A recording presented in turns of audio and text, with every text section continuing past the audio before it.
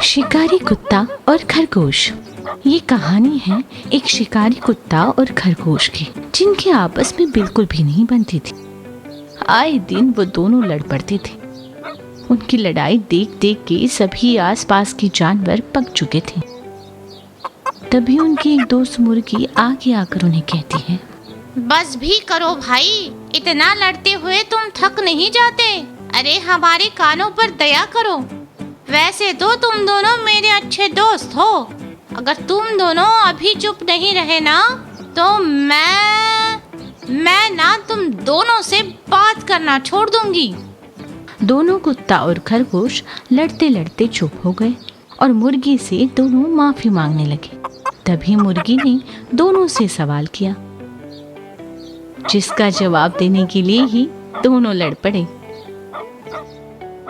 अरे चुप करो, एक एक करके मेरे सवाल का जवाब दो, नहीं तो मैं ना। ये भाई साहब खुद को बड़ा ही होशियार समझते हैं।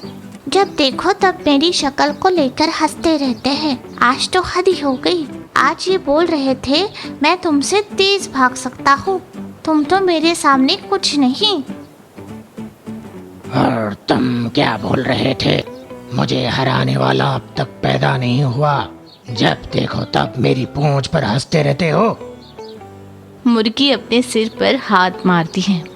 मुर्गी को पता चल जाता है कि इनकी लड़ाई ऐसे खत्म नहीं होगी, इसलिए वह एक बात दोनों के सामने रखती है, जिसे सुनकर दोनों हक्का बक्का रह जाते हैं। दोस्तों देखो, तुम्हारी लड़ाई से हम सब थक चुके हैं। आज से 2 दिन बाद तुम दोनों का खेल होगा, जिसमें तुम दोनों को पकड़म पकड़ाई खेलना होगा। जो जिससे पकड़ पाएगा वो सबसे तेज और विजेता होगा। चलेगा?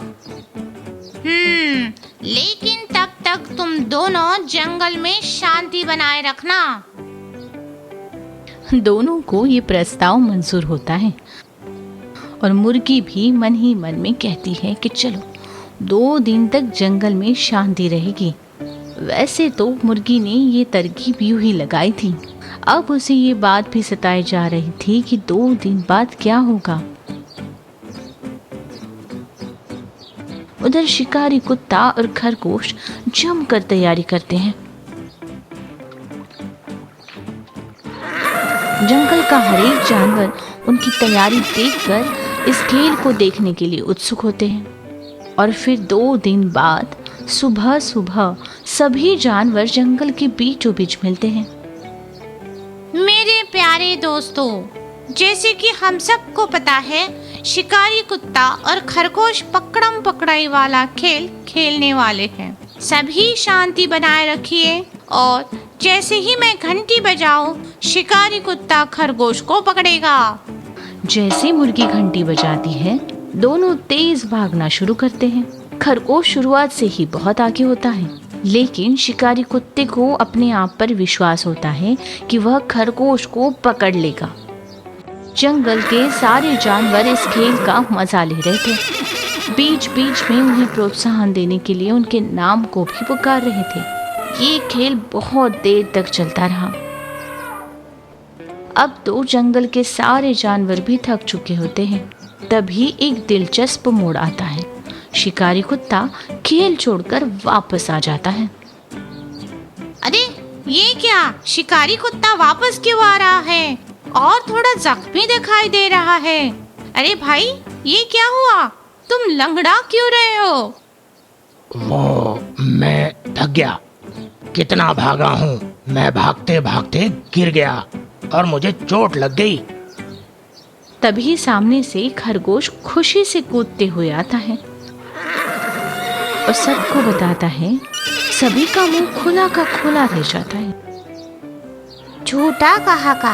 अरे इसे तो बकरियों के झुंड ने पीछे से ऐसी टक्कर मारी है, बेचारा वही गिर गया और कह रहा है मैं थक गया हूँ। शिकारी कुत्ता गुस्से से लाल पीला हो जाता है और वापस खरगोश से झगड़ा करने लगता है और बहाने देना शुरू करता है। अरे मैं सही में थक गया था और तभी ये बकरियों का झुंड वहाँ पहुँच गया। ये खरगोश इसलिए भागा और जीता क्योंकि इसे भी अपनी जान की परवाह थी। क्यों, ठीक कहा ना? फिर मुर्गी कहती है, कारण कुछ भी हो, खरगोश ने जी जान लगाकर ये खेल खत्म किया। आखिर तक तुम उसे पकड़ नहीं पाए। हारने वाले के पास 100 बहाने होते हैं। खरगोश ने सिर्फ जोश से ही नहीं, होश से भी काम लिया, इसलिए वह पकड़म पकड़ाई खेल का विजेता है। खरगोश की तारीफ सभी ने की। उस दिन बाद ये दोनों कभी आमने सामने नहीं दिखाई दिए। इस कहानी से हमें यही सीख मिलती है कि खुद को प्रोत्साहन देने से ही अपने हौसले बुलंद होते हैं। घमंडी लोमड़ी। एक घना जंगल था। जंगल में सारे जानवर बहुत खुश थे। उसी जंगल में एक लोमड़ी थी जो अपने आप को बहुत ही होशियार और चतुर समझती थी। सारे जानवर लोमड़ी के इस रवैये से बहुत चिढ़ते थे। कोई भी लोमड़ी से सीधे मुंह बात नहीं करता था और ना ही उसके साथ खेलते थे। पर इन सभी बातों का लोमड़ी पर कोई असर नहीं होता था। वो ना ही अपना ख्याल बदलती थी और ना ही अपनी सोच। एक दिन लोमड़ी अपने मन में सोचती है, अरे मुझे कुछ ऐसा करना चाहिए जिससे सारे जंगल के जानवर और यहाँ तक कि जंगल के राजा शेर भी मेरी तारीफ करें। पर मैं ऐसा करूं क्या? लोमड़ी बहुत सोच में पड़ जाती है, पर उसे कुछ भी समझ में नहीं आता। वो कई सारे जानवरों से पूछती है, पर कोई भी उससे सीधे मुंह बात नहीं करता। पहले वो बंदर के पास जाती है और पूछती है, अरे ओ बंदर, इधर आ, मुझे तुझसे बात करनी है। अरे लोमड़ी, क्या तुझे इतना घमंड है? सीधे मुंह बुला भी नहीं सकती क्या? तुझे इतनी इज्जत दे दी, यही बहुत है। अब सुन कि मैं क्या कहती हूँ। सारा जंगल मेरी तारीफ करे, ऐसा कुछ करना चाहती हूँ। बता मुझे क्या करना होगा। मैं क्यों बताऊं तुझे? तू तो बहुत होशियार है ना, तो खुद ही जान ले। हाँ हाँ जान लूंगी, तू जा अपना काम देख। ये कहकर लोमड़ी वहाँ से निकलती है।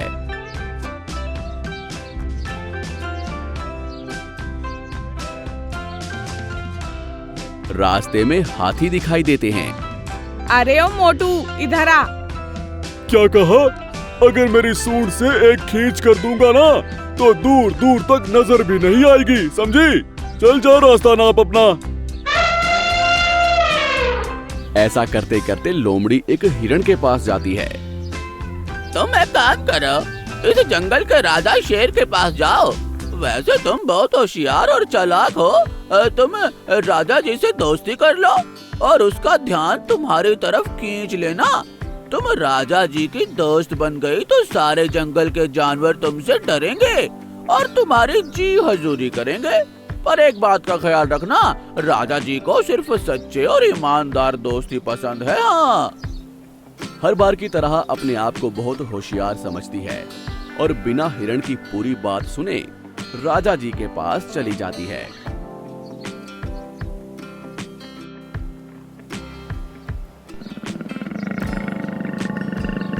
शेर हिरण को देखता है और उससे पूछता है, अरे लोमड़ी, तुम यहाँ क्यों आई हो?